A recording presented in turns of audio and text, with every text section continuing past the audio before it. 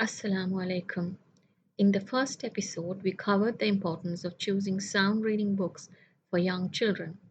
In today's episode, we would like to address the integration of Islamic primary sources, the Quran and the Sunnah, into secular content.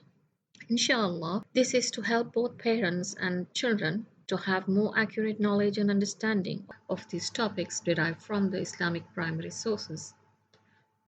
Curiosity in children. As we know, children are inherently curious and seek explanation for things around them. The Quran and the Sunnah supports this aspect of teaching through stories such as the story of Ibrahim alayhi salam, Musa alayhi salam, and others. The meaning of living and non-living things is clear. We know that people, animals, and plants are living things and they need food, water, and air to survive. Living things also reproduce and die. On the other hand, non-living things do not breathe, move, reproduce, or die. However, the sun, moon, and the stars that move and change are considered non-living things that do not need food or air for their survival. Therefore, the third category refers to the objects that we witness in the universe: the sun, moon, and the stars that are visible to us, and those that are mentioned in the Quran referred to as the celestial bodies. Moreover, the four elements such as water, air, land, and fire are not considered living things. We must know that God created these four elements as sustenance for living things. Cross-curricular integration, Islamic studies, Tawheed, meaning oneness of God. An integrated curriculum implies learning that is synthesized across traditional subject areas and learning experiences that are designed to be mutually reinforcing. This approach develops the child's ability to transfer their learning to other settings. Children are taught the greatness of God's creation at an early age through the wonders and uniqueness of His creation. The three fundamental principles or questions, who is your Lord, what is your religion, and who is your prophet, are quite appropriate to integrate into the subject matter. These questions require us to ponder on the marvels of God's creation beyond living and non-living things. Upon understanding these concepts, a logical conclusion about the oneness of God is evident. For instance, the harmony in every little and big process in the universe is a great sign of the oneness of the Creator. For a more holistic and contextual understanding of Islam, stories from the lives of the prophets can be used at different stages or subjects.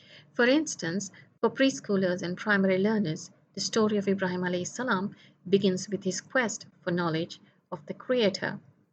Prophet Ibrahim alayhi salam lived in a time when people worshipped the sun, the moon, and the stars. His father was a sculptor who made idols for worship. Ibrahim alayhi salam was blessed with knowledge and wisdom. He always wondered about God and what was beyond the sun, moon, and the stars.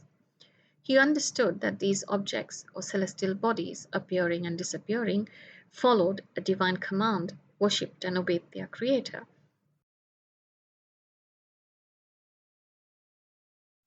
Sources and claims. Creation of the heavens and the earth. We find numerous evidence in the Quran to support this topic, earth science. For example, the following evidence from Surah Al-Anbiya, verse 33, helps us in understanding about the creation of the heavens and the earth. God Almighty says in the following verse, "It is He who has created the night and the day, and the sun and the moon, each in an orbit, floating." From this, we also understand that the celestial bodies were created before living things, without which living things would not have had air, water, sunlight, or the vital cycle of day and night. The importance of interpreting Islamic primary sources. The Quranic verses also need to be interpreted with caution. The explanation of the verse or understanding the context of the verse before and after is very important. Another evidence in the Quran about the purpose of God's creation, that the sun and the moon move and change, is also found in Surah Rahman with the following explanation. Mufassir Abu Ala al-Ma'dudi explains that it is a powerful law and unalterable system that binds the great planets together.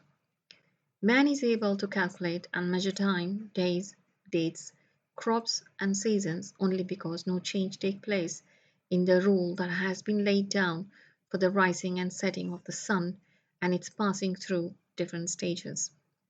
The innumerable creatures found on earth stay alive only because the sun and the moon have been accurately and precisely placed at particular distances from the earth, and any increase or decrease in this distance is made in the right measure in a particular order. Otherwise, if the distance from the earth increased or decreased haphazardly, no one could possibly survive here.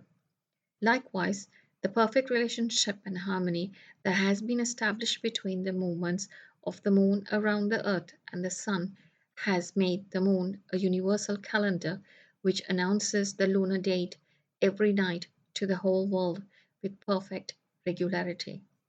When addressing the topic at a higher level, then there are several verses in the Quran that refers to God's creation. In Surah Shams, God the Most Glorified swears by one of his major signs, the sun, which plays a significant role on the day of resurrection. The surah has two parts. The first 10 verses deal with nature and God's creation, Ayat Afaq, an example of his Rububiyyah or his lordship. In the opening verses, he swears by the sun. Then he addresses the human souls, Ayat Anfus, the natural disposition or fitrah of man to know right from wrong, and man's sense of good and evil, which would ultimately lead man to his final destiny in the hereafter. The remaining verses of the surah refers to the story of Thamud, people of the past, or Ayat Ayyamullah. In summary, it is evident the universe is filled with the signs of the Creator. The signs encompass the living, the non-living, and those which are from wonders of the Creator. When planning these topics, we also need to ask ourselves, what do we want children to learn based on their age or level of understanding, and plan simple and clear lessons according to the child's development.